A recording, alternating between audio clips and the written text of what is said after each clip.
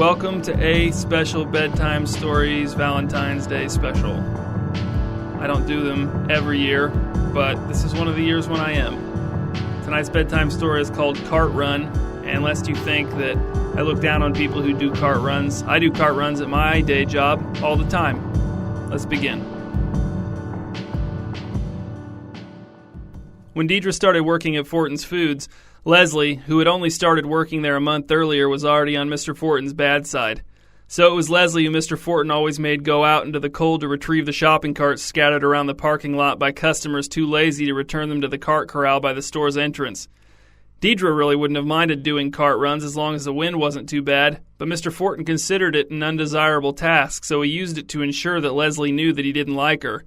And Leslie understood the message perfectly. She knew that doing all of the cart runs during her shifts marked her as Mr. Fortin's least favorite, but to her credit, she never seemed to hold it against Deidre or the rest of the employees.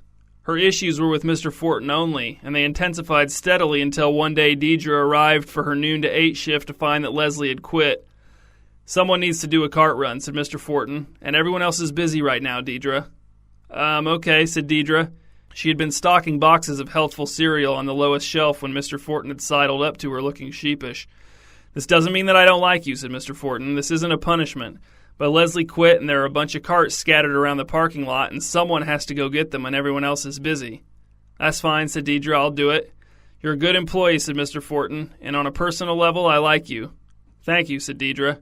She didn't know if she should tell Mr. Fortin she liked him too. She kind of did, she supposed, although she'd never liked how open he was with his dislike for Leslie.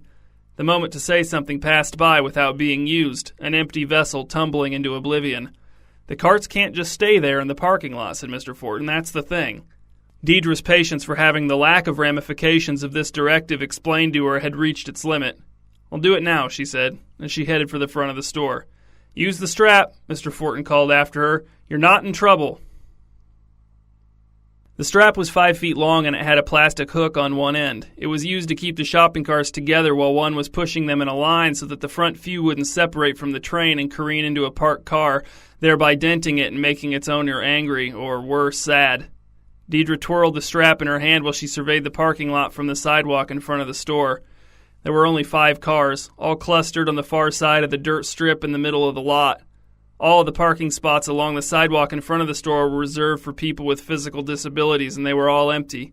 Most of the carts in the parking lot had been pushed up onto the dirt strip among the scraggly bushes by customers too lazy to return them to the store but conscientious enough to not just leave them on the blacktop where they would be in the way of other cars.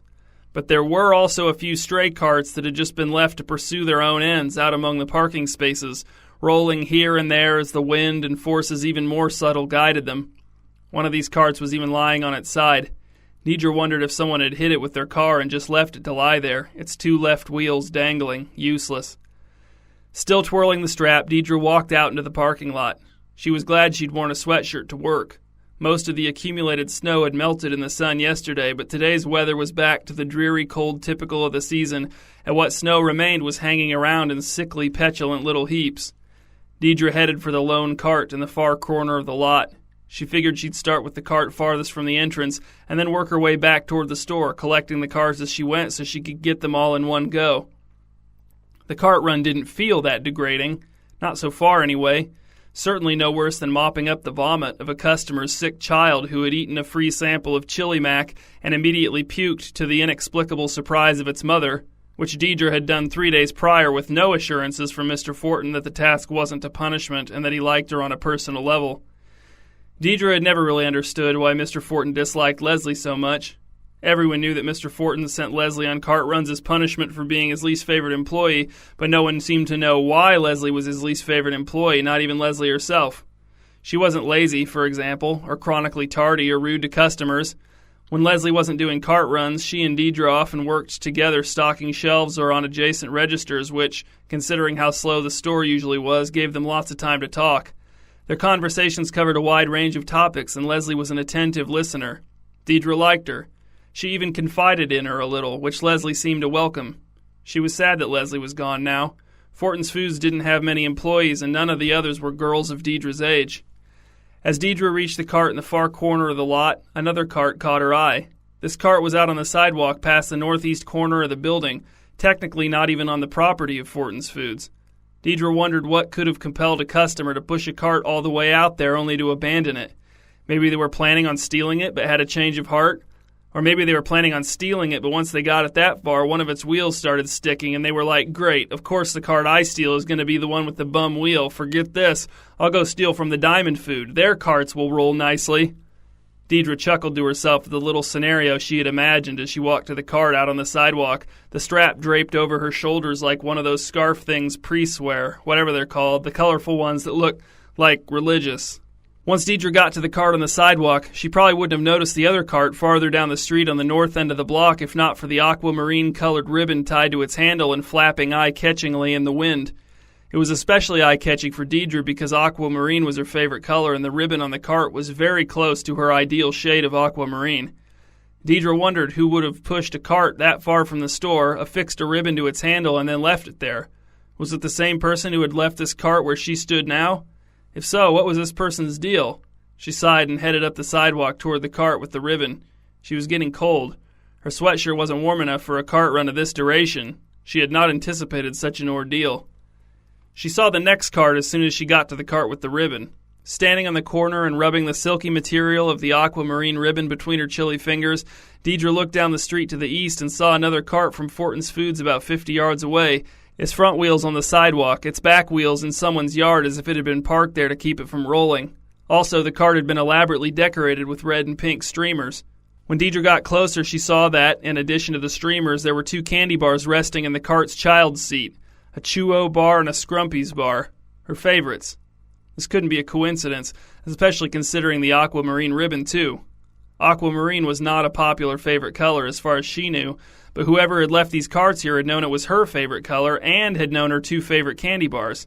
She stood looking at the cart, its many streamers fluttering around her, without touching it. She left the candy bars where they lay in the child's seat. Had her parents done this? One of her friends? A secret admirer? She looked around to see if anyone was watching. She saw no one. The neighborhood was quiet, the houses were dark. Everyone was at work or school or napping the dreary afternoon away. But, although there were no other people around, there was another cart farther down the block, peeking out from behind a shrub. Deidre felt nervous as she approached the next cart. She was sure whoever had arranged this for her probably intended for her to feel special, appreciated, cared for. But how could they have known she would be the one doing the cart run? How could they have known that Leslie would quit and the task would fall to Deidre?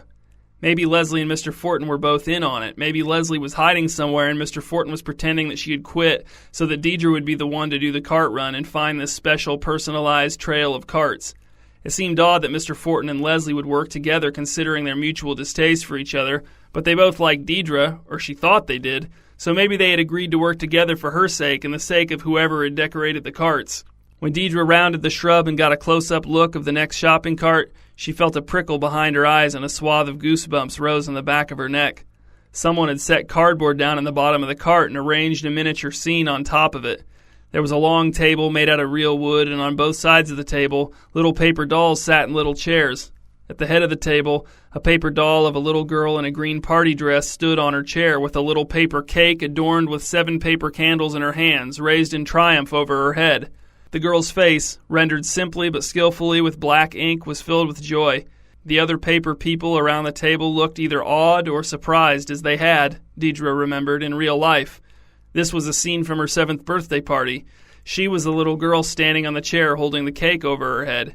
She had been so elated at the attention, at being the central focus of all the celebration and fun, that the excitement had mounted within her to unbearable levels. Desperate for some kind of release, she had grabbed the cake and jumped up onto the chair at the head of the table, the birthday girl chair, and she had held the cake aloft, head thrown back, eyes closed, a pose of exquisite drama. It had become the stuff of family legend. Not depicted in the scene arrayed in the bottom of the Fortin's Foods shopping cart was what had happened next. In her exultation, 7-year-old Deidre had realized that nothing would spoil the transcendence of her moment like climbing back down off of the chair, setting the cake down on the table, slicing it up, adding dollops of ice cream to each plate, distributing the plates, and everyone eating their piece of cake and making polite conversation. Well, she hadn't been aware enough to realize all this, but she had certainly felt it. So she had spiked the cake face down on the table with all of her tiny might. Her mother still didn't see the humor in the story to this day. When she told the story, it was about how Deidre had grown up to be a nice young lady despite a troubled, reckless beginning. The fact that this story was featured in the cart seemed to indicate that Deidre's family was behind all of this, or at least a member of her family was, although she couldn't think of anyone in her family who was this artistic, not even in her extended family, not that she knew of anyway. Maybe they had hired someone to help them, or maybe this wasn't the work of Deidre's family. She had told the story to a lot of people. It was one of her favorite stories about herself. It made her seem passionate and dramatic in a way that she really wasn't anymore, but still wanted people to think she was. The next cart was not as far away. It was in the same yard, actually, sitting under a tree only about 60 feet from the birthday party scene cart. And another 50 feet beyond that cart, Deidre saw another cart in the paved driveway in front of a closed garage door. Was that the last one? She looked around in all directions, walking out into the middle of the street even, and saw only the carts she'd already investigated. It seemed she was nearing the end of the trail. The thought made her even more nervous. She didn't like not knowing the source of the cart trail, and she didn't like her own lack of control in the situation. She felt like she was being drawn forward whether she wanted to continue or not. Maybe it would have helped if she had seen even one other person since she'd started the cart run, but she hadn't. It made it feel as if the personalized carts didn't have a source, like they just manifested themselves from her own subconscious. And the next cart, the one under the tree, did nothing to help allay Deidre's unease. Attached to the outside of the cart was a piece of cardboard cut and painted to look like an orange guitar. The top half of a real mic stand with a real microphone on it stuck out of the inside of the cart. It looked as if the mic stand had actually been welded or soldered to the cart, whatever the proper term was. Deidre hoped this cart wasn't referring to what she thought it was referring to, but to what else could it be referring? When she was in 6th grade, Deidre and her friends Brian and Quentin had formed a band for the middle school talent show. She'd borrowed her older brother's guitar, which had indeed been orange, and she and the guys had learned the song Cool It by the band Empty Threateners. First of all, Deidre had no idea that Cool It was filled with sexual innuendos. Looking back on it now, it was obvious, but she'd been too naive to understand them at the time, and Mrs. Falminetti, who had been in charge of monitoring the auditions for inappropriate content and was an awful candidate for the job, had been too oblivious to understand any of the lewd references either.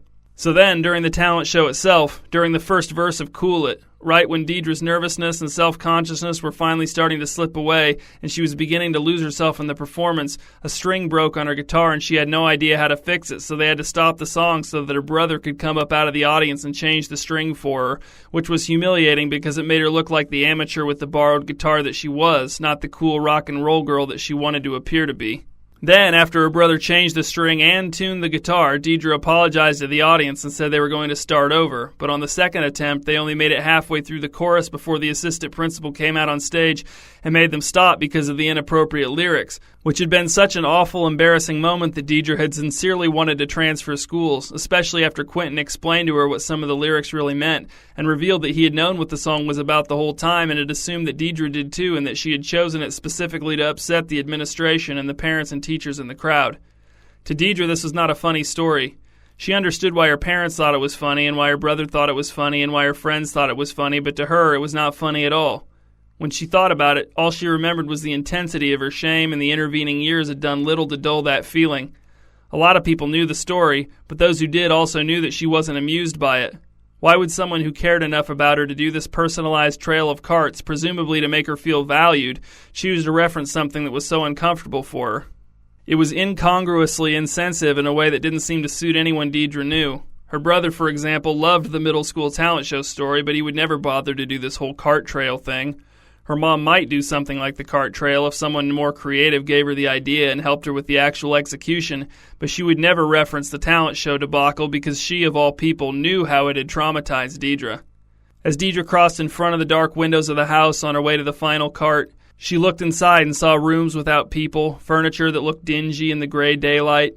It was hard to imagine people living in the rooms, sitting on the furniture, illuminated by incandescent light bulbs and computer monitors and merrily chirping television screens. The final cart meant nothing to Deidre.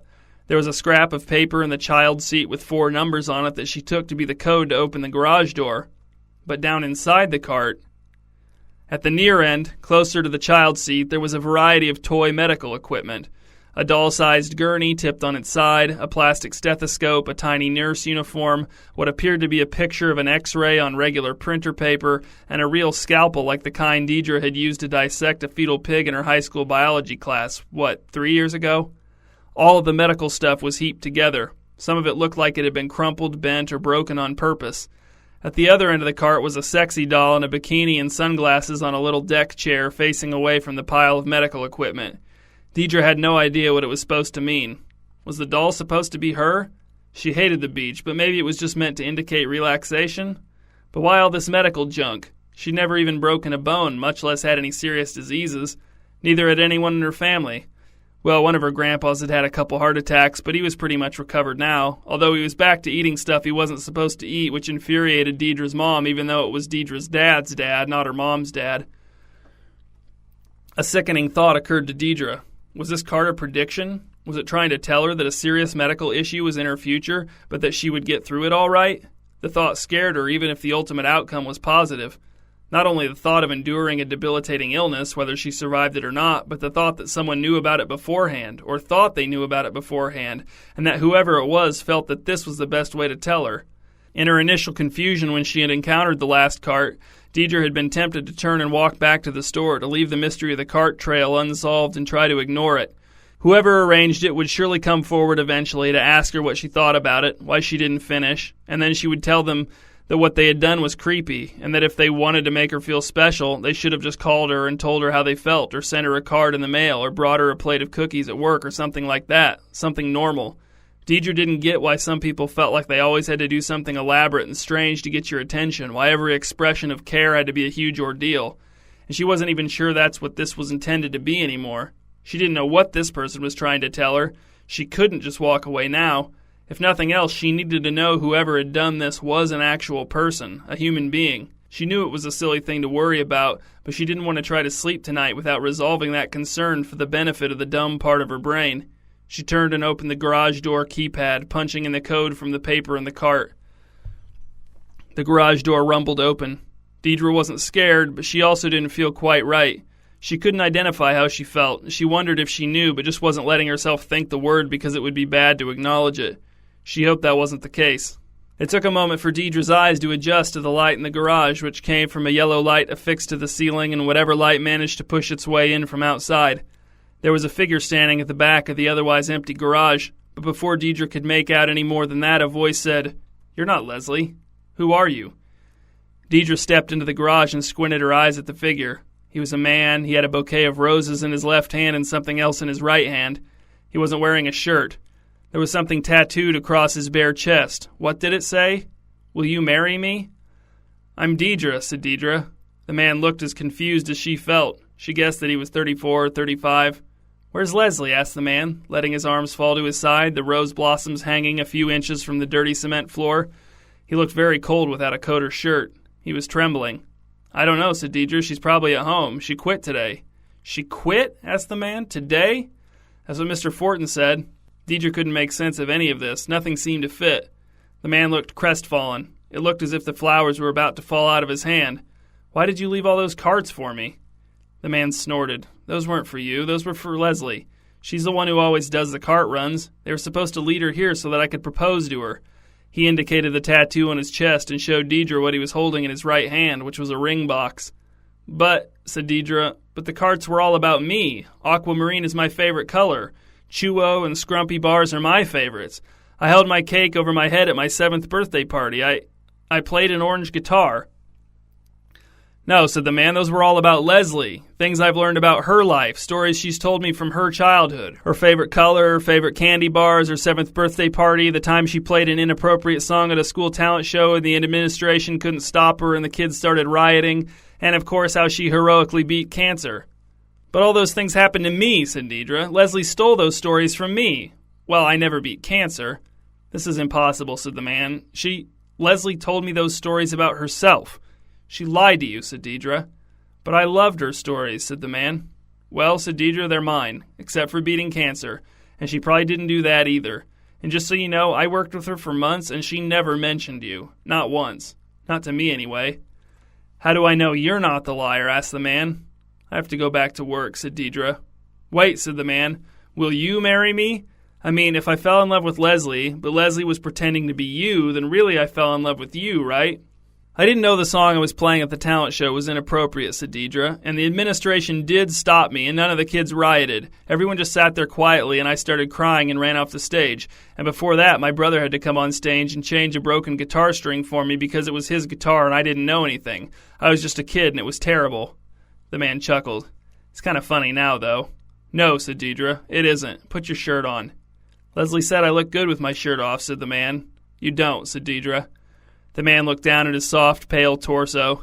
It's not even a real tattoo, he said, his voice morose. It's just one of those henna ones. If she said yes, I was going to have them go over it and, make it real. But I was just going to let her think it was real the whole time. Deidre didn't want to talk to the man anymore. He was a depressing person. Back at the store, Mr. Fortin was unimpressed. I looked out at the parking lot, and what did I see? Carts everywhere, but no you. I know, said Deidre. Some of them were really far away, down the street. She'd managed to retrieve all of them except for the one with the mic stand attached to it, which the man had said he'd undo, but Deidre had told him to just keep it. You know who else was bad at cart runs? Asked Mr. Fortin. Leslie. And how come you kept making her do them? Asked Deidre. That seems like bad delegation. Mr. Fortin considered Deidre with cold eyes. Maybe your cart run speed will improve with more practice. So I'm your new least favorite, said Deidre, because of one long cart run that wasn't my fault. I didn't say that, said Mr. Fortin. But you're not denying it, said Deidre. I bet it wasn't even the length of the cart run. I bet the very fact that I did a cart run, even though you told me to, made you lose respect for me. You can't stand anyone who does any cart runs. You'd still like me if I had openly refused to do the cart run. Mr. Fortin turned and walked away to ask a customer if she was finding everything she could ever possibly want all right, and if not, if he could in any way assist her in finding it so that she could leave the store feeling satisfied and fulfilled. He didn't say all that, but it was there in the subtext.